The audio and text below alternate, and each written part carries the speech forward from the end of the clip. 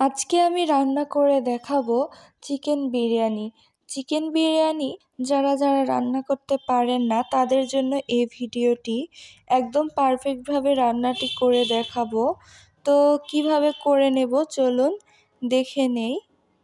তো এখানে চুলায় বসিয়ে নিয়েছি একটি ফ্রাই প্যান।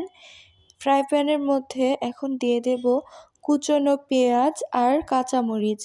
দিয়ে দেওয়ার পর এখানে পরিমাণ মতো তেল দিয়ে দেব। বিরিয়ানিতে পেঁয়াজের পরিমাণ বেশি করে দিতে হয়, কারণ পেঁয়াজটা একটু লাগে বেশি। এখানে দিয়ে দেব দারুচিনি, লং, সাদা এলাচ, একটি কালো ফল, 3টি তেজপাতা দিয়ে সবগুলো এখন ভেজে নেব। অনেকে মশলা কষানোর সময়ও দেয়, তো যার যেটা ইচ্ছা এভাবেও দেওয়া যায়, সমস্যা নেই। তো এভাবে দিয়ে নাড়াচাড়া করে একটু ভেজে নেব। পেঁয়াজটি বেশি ভাজবো না, একটু নরম নরম এরকম পর্যায়ে চলে আসলে এখানে দিয়ে দেব আদা বাটা, রসুন বাটা, জিরা ধনিয়া বাটা,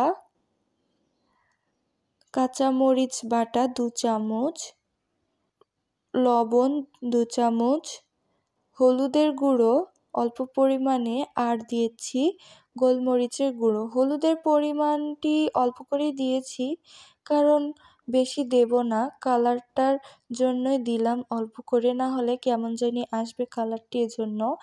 এরপরে এগুলো 5-6 মিনিট খুব ভালোভাবে ভেজে নেব। বেশি ভাজবো না, আবার মশলা পুড়ে যাবে। তো এখানে টক দইয়ের বদলে দিয়ে দিচ্ছি দুধ। যাদের কাছে টক দই নেই তারা এভাবে দুধও অ্যাড করতে পারেন। এখন খুব ভালোভাবে কষিয়ে নিয়ে এর মধ্যে দিয়ে দিলাম 1 চা চামচ ঘি।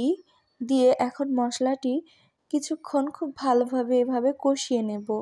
এরপরে এখানে দিয়ে দেব মাংসগুলো। সবগুলো মাংস ঢেলে দিয়ে এখন নাড়াচাড়া করে মিশিয়ে নেব।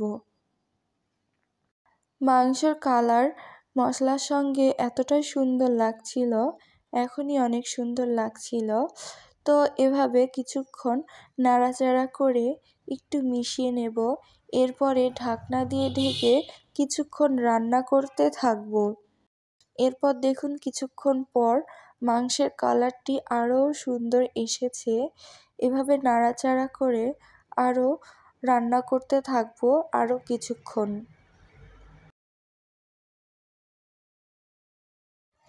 এভাবে রান্না করতে থাকার পর এখানে দিয়ে দেব চালগুলো সব। পানি ঝরিয়ে নিয়েছিলাম, একটু পানি ছিল, তো কোনো সমস্যা নেই। তো এভাবে নাড়াচাড়া করতে থাকবো। এখন অনবরত নাড়াচাড়া করতে হবে, না হলে নিচে আবার লেগে যাবে। তো এখানে এভাবে নাড়াচাড়া করে খুব ভালোভাবে সবগুলো মিশিয়ে নেব। আর পানিটা পরিমাপ বুঝেই দিবেন। আমি আবার 1 কাপ চাল নিলে ওই কাপেরই 2 কাপ পানি অ্যাড করি, মানে 2 কাপ চাল দিলে ওখানে পানি পড়ে 4 কাপ। এভাবে রান্না করলে খুব পারফেক্টভাবে চালটি রান্না হয়। অনেকে আবার মেপে দেন, তো যাই হোক, যে যার যেভাবে সুবিধা। তো এখানে পানি অ্যাড করে দিয়ে দিলাম।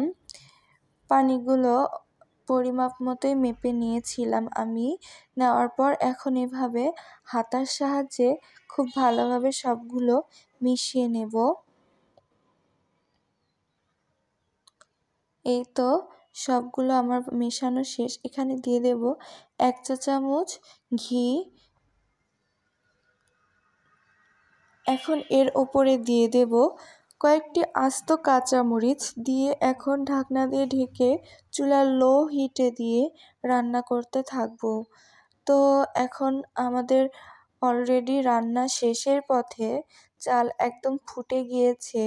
এটি রান্না করতে আমার বেশি সময় লাগেনি, 10 মিনিটেই হয়ে গিয়েছে, কারণ চালটা খুব ভালোভাবে ভুনিয়ে নিয়েছিলাম।